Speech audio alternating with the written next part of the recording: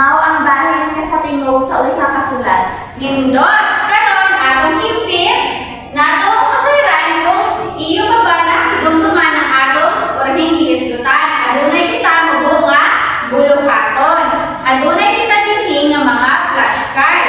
Sa mga flashcard adunay mga letra. Ang pagkahuman nimo mapili ang flashcard na may letra, kinahanglan nimo isulti kung anong sulat ang iyong nakuha. Nakasabot ba mga bata? Opo.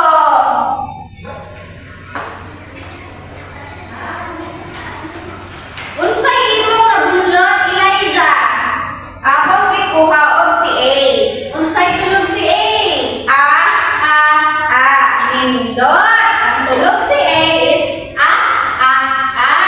Sa ikalawang sulat, unsay imong gibunlot, Rhea? B. Unsay tulog si B? Ba. Nindot. Ang tulog sa B ay ba.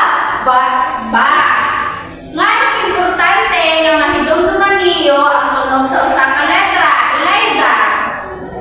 Tungod ang usa ka letra importante sa usa ka pulong at mahatagan og bag-ong pahulugan ang usa ka pulong. Nindot, maupay, nalipay ko kay nakidumduman pa niyo ang atong orhing isgutan. Class, karon, unsay inyong namatikdan sa akong kamot? Bulak po. Nindot, ganahan ba kamo sa mga bulak o mga tanong? Opo. Nga nang importante nga adunay kita mga tanong o mga bulak. Elijah, Tungod kay ang mga tanong ug mga bulang makatabang sa pagpagaan sa mood sa usa ka tawo. Pagpanindot sa palibot, pagtabang sa pagbaton ug positibong panghuna-huna kay na makakabilin kini nga limpyo sa atong palibot. gusto. Ang inyong bulakhaton niya na ay baliho ng rolling flower o pagkahuman niyo baliho ng rolling flower ay basahon kung anong nahuman nga ngaran. Nakasabot ba mga bata? Opo. Gusto mo ba sila yan, Elijah? Opo.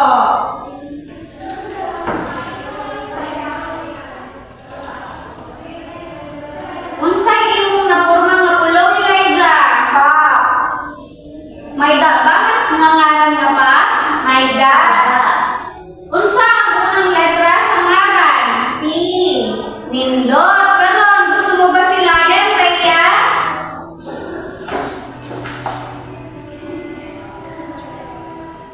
Unsay imong napurma nga pulong, Rhea? Pa. May da ba ang ngaran nga ta? May da. Unsay unang letra sa ngaran? T.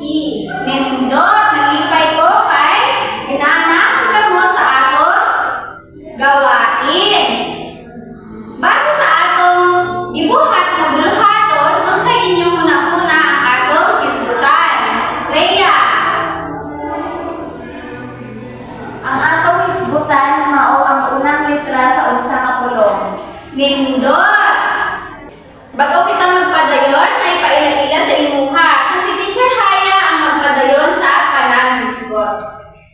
Hi! Hello. Our topic today is all about give the beginning letter of the name of each picture. Bago kita magpadayon na aton pagtuon, iniyan mga hinungdanan nga aton manghihibalo pagtapos ang aton pagtuon. Basahan mga hinungdanon. Identify the letters of the alphabet. Recognize the different object. Give the beginning letter of the name of each picture. Itol mga hinungdanan nga aton nakukuha pagtapos ang aton pagtuon. Mag-umpisa na kita sa aton panuna-hunaan. Maya daw ipapakita ang iyong mga litrato o ang ngaran kini. Anong ngaran ang haunang nga litrato na ginpapakita? Kamot. Kamot. What is kamot in English? Hand. Maupay. Kamot is hand in English. Niyan, diin kaya natin may ibalo at unang nga letrahan ngaran o litrato. Makikita Ang letrang K, ito ang unang nga letrahan ngaran na kamot. Kung susunod nga na raw, ano ang ipapakita susunod nga na raw? Tamsi. Tamsin, what is tamsin in English? Bird. Bird, maupay. Diin kaya natin makikita ang unang nga letrahan ngaran ng tamsin.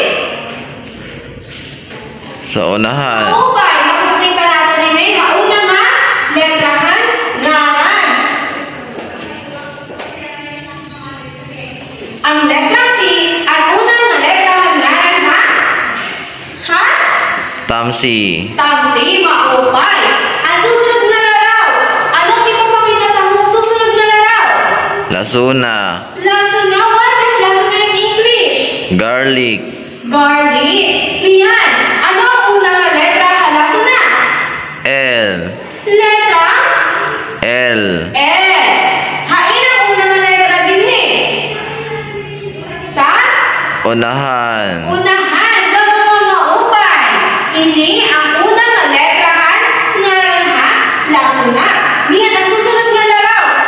Sino ang gusto nga magsagot din sa harap? Aryan? Maupay. Ang ipapakita sa laraw ay Lingkuran. lingkuran. Lingkuran is what in English? Chair. Chair. Ang unang nga letra ng lingkuran ay letrang L. L.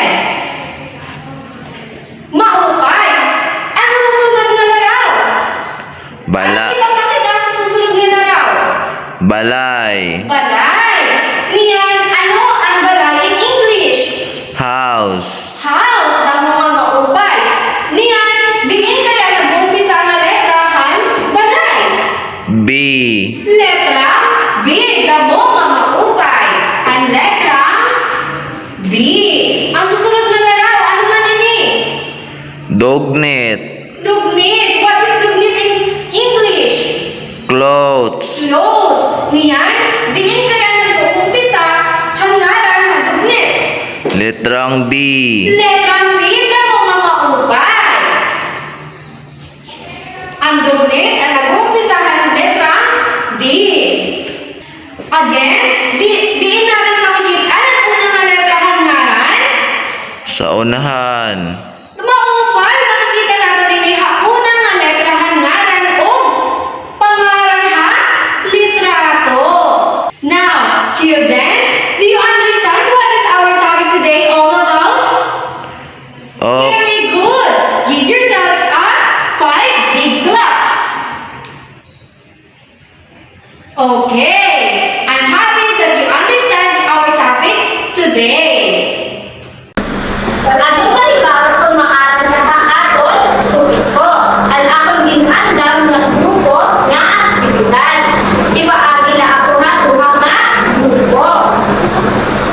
Ini ang group 1, ini ang group 2. The title of our group activity is Pinunan mga gusto nga bunay. So listen carefully because teacher will explain the direction. May modelo with malo. Yan ang play puno nga mga bunay. Kung sa mga letra, antag sa mga bunay, antag sa mga grupo pagpilipin mga itlog o bunay para mahimo ang mundo nga mga puno. Nga maglalarawan mga imahe nga ipapakita nga maestra. Mahibaw ani ba imong paghimuon? Oo.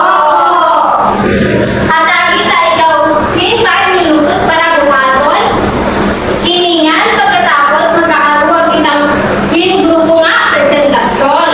Human na ba? Oo. Humanhin ako ng grupo, din iha at ubangan nga nipresenta ang hirap trabaho.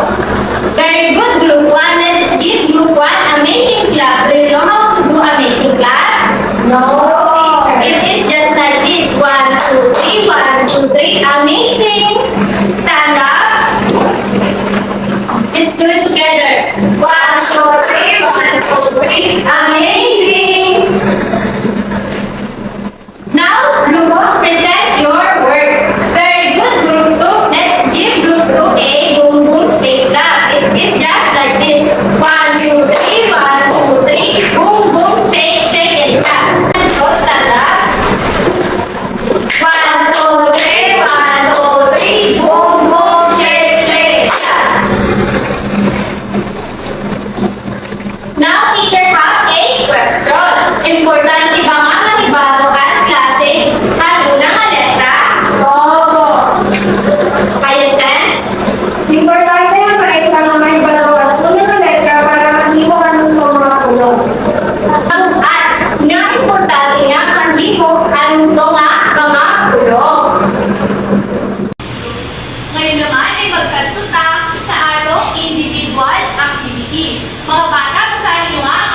pagluto.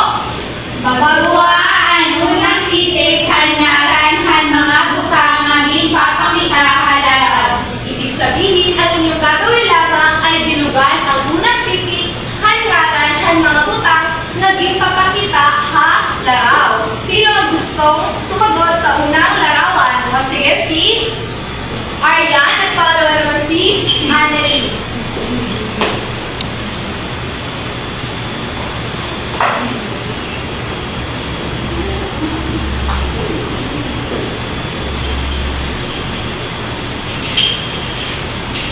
Tingnan natin at iwas po kung tama nga ba ang kanilang ginawa. Ano ang unang larawan? Ato, dahil dyan, ang kanyang unang letra ay tama. Dahil dyan, siya ay tama. Sa ikalawa, ano ito? Sinihig. Tama, yan ay sinihig. Kaya ang kanyang unang letra ay S. Tama, letter S. Sa ikatlo, yan ay uma. Yan ay paha. Kaya ang kanyang unang letra ay letra P. At ang ikaapat naman ay kalo. Tama, yan ay kalo. Kaya ang unang letra ay letter K. Samantalang ang ikahuling larawan ay bukal. Yan po ay bukal. Kaya letter B. Mahusay mga bata. Ngayon, merong katanungan si teacher. Bilang isang kabataan, ngangan o importante nga aton pag-aralan ang mga unang pitik o tunog, hangan, halusang butang. Annalyn? Importante nga ating pag-aralan, inigod mabigkas naton, inihin gusto ang ngalan ng usang butang. Tama, importante nga aton pag-aralan ini, agud mabigkas naton ini, hinhusto ang aran han usanga butang. Para sa aking ikalawang katanungan, paano mo ipapamatuon ang husto nga pagbigkas ang unang tunog, han letra, han ngaran, han usanga butang? Aryan? Ipapakita ko ini, pinahagi ang gusto nga pagbigkas, ang mga ngaran, ang mga butang sa adlaw-adlaw. Magaling, Aryan. Ipapakita natin ini, pinapaagihan gusto nga pagbigkas ang mga larawan, ang mga butang kaadlaw-adlaw.